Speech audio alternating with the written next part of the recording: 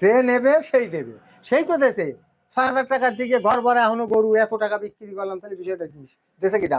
আল্লাহ। তাহলে আবার এই যে ঝামেলা হইতেই পারে, আবার দেওয়ার মালিক আল্লাহ, ও নিয়ে টেনশনের কি আছে? আল্লাহু আকবার। যাক, আপনার গরুগুলো আবার সুস্থ হয়ে যাক, ঘর ভর্তি গরু হয়ে যাক, আমি দোয়া রাখি। প্রিয় দর্শক, আপনারা দোয়া রাখবেন। রশিদ ভাইয়ের মনোবল অনেক বড় শক্ত, অনেক বড় বেশি আছে এই গরুর প্রতি।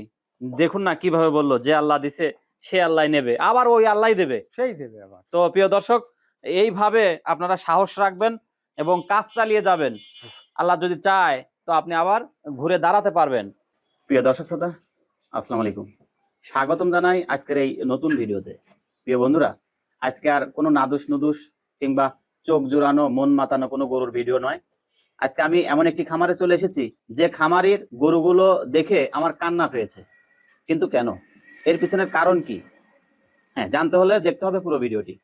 প্রিয় দর্শক, আমি চলে এসেছি রাজবাড়ী জেলার কালুখালী উপজেলার মালিয়াট গ্রামে। এখানে একটি খামারির অবস্থান, যার নাম রশিদ ভাই। প্রিয় দর্শক, সরাসরি শুনবো এই গরুগুলোর এই অবস্থা কেন, গরু উঠতেই পারছে না। এই পাশে একটা গরু দেখি, এই দেখেন প্রিয় দর্শক, গরুগুলো শুধু হাড্ডি বের হয়ে আছে, নেই কোনো মাংস, নেই কোনো চাঞ্চল্যতা। তো চলুন সরাসরি রশিদ ভাইয়ের মুখ থেকে শুনে আসবো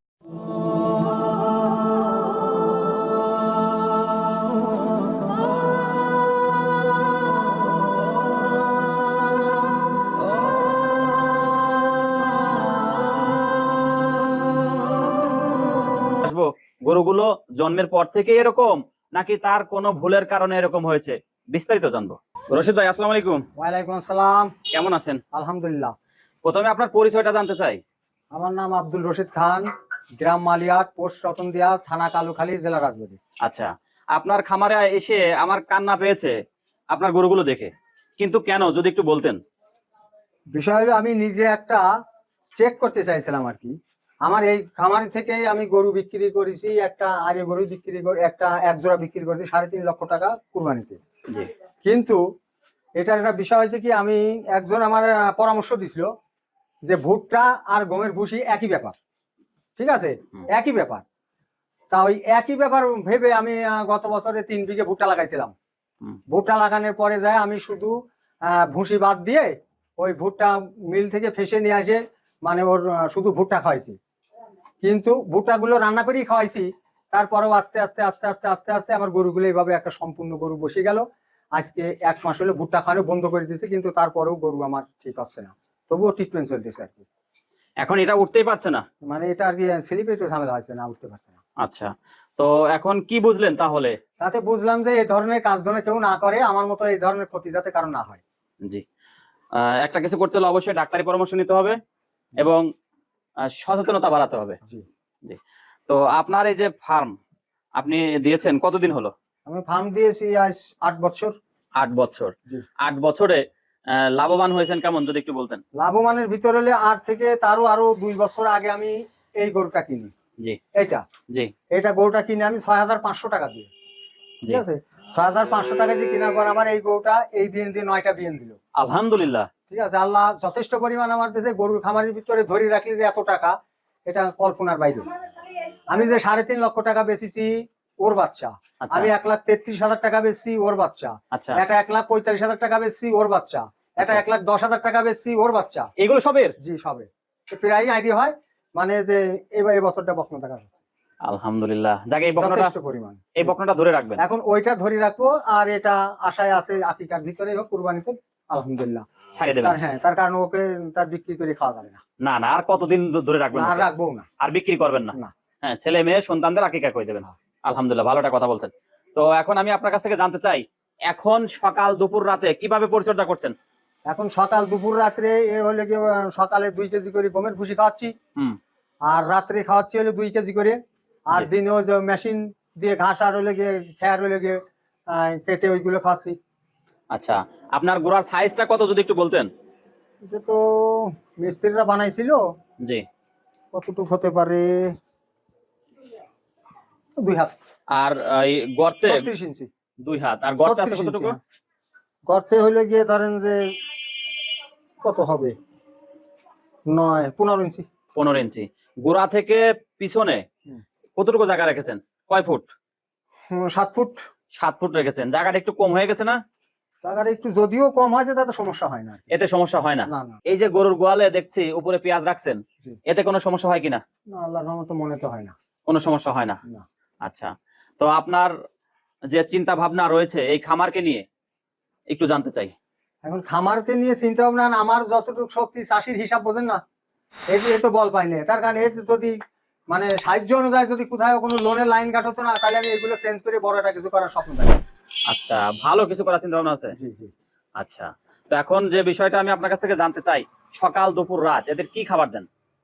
এতে সকাল দুপুর রাত্রে ওই দুপুরে ওইটাই গমের ভুসি, কিছু খুদের ভাত, এইগুলো হলো দুপুর রাত্রে। জি। আর তামান দিনের ভিতরে যে আপনার বিচলি খ্যার আর হলো গিয়ে ঘাস চলছে, এগুলো দেন? জি। আচ্ছা, মেশিন দিয়ে চুড়াই। মেশিনের দাম কত টাকা? মেশিনটা আমার আরো 6 বছর আগে কিনা হইলো কি 20,000 টাকা, আমি কুষ্টিয়া থেকে কিনে আনছিলাম। 6 বছর আগে? জি। আলহামদুলিল্লাহ। আপনার খামারের বয়স? 8 বছর। 8 বছর, তার মানে 2 বছর পরে কিনেছেন? হ্যাঁ, 2 বছর পর। আর ওই 2 বছর কিভাবে চালাইছেন তাহলে? ওই যে হাত মেশিন দিয়ে, হাতের বটি দিয়ে। হাতের বটি দিয়ে? জি জি জি, হাতের বটি। সে বটি এখনো আছে, বটু ফেলি নাই, ওই যে। আচ্ছা, সেই বটিটা আমার কাছে বিক্রি করে দেন। না, তা হবে না, যদি কারেন্ট না থাকে ওদের খাবার দেবো কি করে? ওটা রাখতে হবে? হ্যাঁ, রাখতে হবে তো অবশ্যই। আচ্ছা হয়তো দেখা গেল কারেন্টের যে কোনো ঝামেলার কারণে একদিন থাকলো না, আচ্ছা খাবার দিতে হবে না।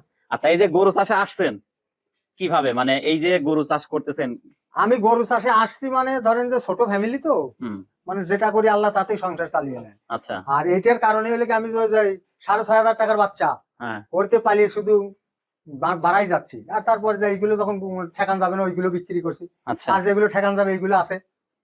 বুঝতে পারছি। বুঝলেন নাই? তবে আপনার বাছুরগুলো কিন্তু দেখার মতো, বুঝছেন ভাই?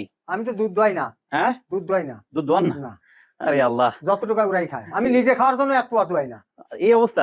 বুকাবু গরু তো কতটুকু হয় ওদেরই হয় না। ও, সে জায়গা আপনার চাওয়াটা বোকামি। আমার বুকামি চাই না। আচ্ছা, তবে আপনি খুব দ্রুত ব্যবস্থা নিন, দ্রুত স্বাস্থ্যবান বানান, ঠিক আছে? এইভাবে আসলে হয় না, দেখা যায় না, কিছু বলা যায় না, কিছু করা যায় না, ঠিক আছে? এই আর কি আমার বলা। হ্যাঁ, তো এখন দর্শকদের উদ্দেশ্যে কি বলতে চান?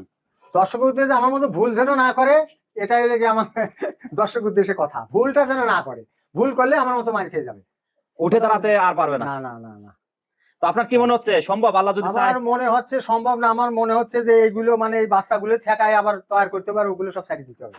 আল্লাহু আকবার, তাহলে কত বড় কারণ ও রিস্ক! উঠলে পারে এই 1 মাসের ভিতরে চেঞ্জ হয়ে যেত, হচ্ছে না। কতদিন হলো এরকম হয়েছে? এটা তো ধরেন যে একটা না 6 মাসের ঘটনা।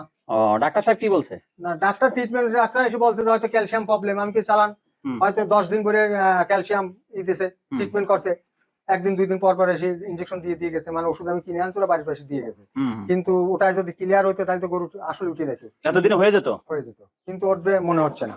ও আচ্ছা, যাক, ভালো লাগলো। যারা নতুন উদ্যোক্তা, নতুন শুরু করবে গরুর খামার, তাদের জন্য কি বলতে চান? এখন যারা নতুন উদ্যোক্তা বা শুরু করবে জি তারা বসবে, কিনবে, গরুতে তো লস নাই। জি। গরুতে লস নাই। ধরেন যে আপনার যে ভ্যান চালায় সেও যদি মনে করে একটা গরু বছরে 1 লাখ টাকা টানি ফেলতে পারে। 1 লাখ টাকা? 1 লাখ টাকা কেননা এখন কুরবানি বেরো গেছে, 50,000 টাকা দিয়ে একটা বাচ্চা কিনবে। ও ভ্যান চালাচ্ছে, প্রতিদিন 2 কেজি ভুসি কিনবে, 2 আটি খ্যার কিনবে, তাই না? তাহলে ও 2 বার খাওয়াবে, ওর কিন্তু ভ্যানের ভর্তি চলে গেল, বুঝতেই পারবে না। কিন্তু ওই কটা বছর শেষ হলে সর্বনিম্ন 1.5 লক্ষ টাকা বিক্রি। কি হয়েছে অবস্থা বলেন তো ভাই একটু। মানে এইটা যখন এই যে 9টা বিএন দিল, হ্যাঁ হ্যাঁ, কেউ বুঝবেই না যে এত মুরব্বীও। আচ্ছা, কিন্তু ওর পিঠের উপরে এইখানে কলস বসা থুয়ে দিত, এরকম এইরকম শরীর স্বাস্থ্য, কিন্তু অথচ এই কাজটা করিয়ে শেষ। একে আমার দেশাল গরু? এটা সিন্ধি জাতেরই, দেশাল আর কি, দেশাল জাতের না? সিন্ধি জাত। আচ্ছা, কিন্তু এই কাজের ফলে আপনার কপাল খারাপ হয়ে গেল, তাই না? আল্লাহ ভরসা, যে নেবে সেই দেবে, ও টেনশন করিনি। আলহামদুলিল্লাহ। তাই কি, যে নেবে সেই দেবে, সেই তো দেশে 6,000 টাকার দিকে ঘর ভরা এখনো গরু এত টাকা বিক্রি করলাম, তাহলে বিষয়টা কি দেশে কিটা আল্লাহ। তাহলে আবার এই যে ঝামেলা হইতেই পারে, আবার দেওয়ার মালিক আল্লাহ, ও নিয়ে টেনশনের কি আছে? আল্লাহু আকবার। যাক, আপনার গরুগুলো আবার সুস্থ হয়ে যাক, ঘর ভর্তি গরু হয়ে যাক, আমি দোয়া রাখি। প্রিয় দর্শক, আপনারা দোয়া রাখবেন। রশিদ ভাইয়ের মনোবল অনেক বড় শক্ত, অনেক বড় বেশি আছে এই গরুর প্রতি। দেখুন না কিভাবে বললো, যে আল্লাহ দিছে সে আল্লাহ নেবে, আবার ওই আল্লাহ দেবে, সেই দেবে আবার। তো প্রিয় দর্শক, এইভাবে আপনারা সাহস রাখবেন এবং কাজ চালিয়ে যাবেন। আল্লাহ যদি চায় তো আপনি আবার ঘুরে দাঁড়াতে পারবেন। তো সবার প্রতি সালাম রেখে আজকের ভিডিওটি শেষ করছি। সবাই ভালো থাকুন, সুস্থ থাকুন। দেখা হবে পরবর্তী নতুন কোনো ভিডিওতে। খুদা হাফেজ। আপনার ঠিকানা আর ফোন নাম্বারটা বলুন। ঠিকানা বললাম, আব্দুল রশিদ খান, গ্রাম মালিয়াট, পোস্ট রতনদিয়া, থানা কালুখালী, জেলা রাজবাড়ী। মোবাইল নাম্বারটা বলুন। Mobile number 01778684716। ঠিক আছে, আপনাকে ধন্যবাদ ভাই। Like and subscribe.